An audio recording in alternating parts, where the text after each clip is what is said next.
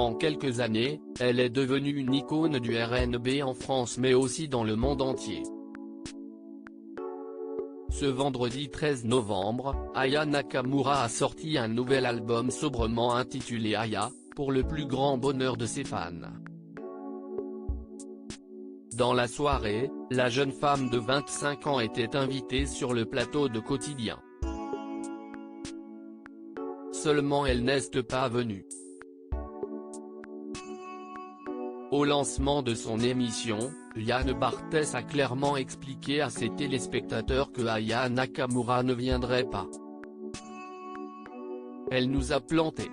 Aya Nakamura nous a plantés, pas il y a 24 heures, non il y a 1 heure, une demi-heure. Bon elle ne nous a pas appelés non plus pour nous le dire en même temps, a-t-il lancé.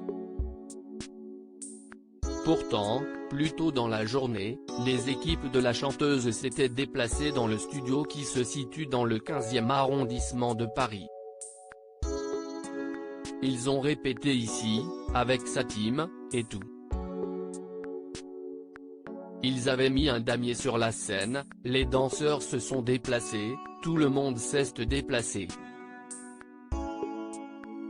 L'équipe technique, nous aussi on s'est déplacé, on avait tout préparé, a ajouté Yann Barthès, avec des images des répétitions en question. Tout le monde s'était déplacé, sauf Aya Nakamura. Bon, bah tant pis. A conclu l'animateur avant d'envoyer la jingle de son émission. Les aléas du direct tout au long de l'émission, Yann Barthès s'est amusé de la situation. Je fais ma Aya Nakamura, a-t-il lancé en était absent de son siège, hors champ. Aya Nakamura n'est pas dans Quotidien ce soir, a-t-il ajouté avant une coupure pub. Aya Nakamura devait être dans Quotidien ce soir, elle ne vient pas. Et on le prend bien, a-t-il ironisé après la coupure pub.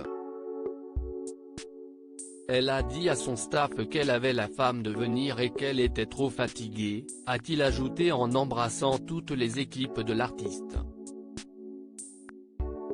Pour ceux qui cherchent le live d'Aya Nakamura sur le site MyTF1. FR sachez qu'il n'y est pas, a ajouté l'animateur plus tard. Un comique de répétition qui a eu l'air d'amuser le plateau, qui a préféré rire de la situation. Si est-il le moment où on aurait dû faire l'interview d'Aya Nakamura sauf qu'elle nous a planté 1 heure avant l'émission, j'aimerais qu'on observe quelques minutes de silence. Si est-il bon, a-t-il ajouté de plus belle, avant de lancer la chronique food de Juan Arbelae. Sur son compte Twitter, la principale concernée a directement répondu, en donnant une version différente. Ni flemme ni plan, j'avais prévenu depuis 13 heures pourtant. Les contretemps ça arrive, a-t-elle écrit, avec un smiley qui sourit.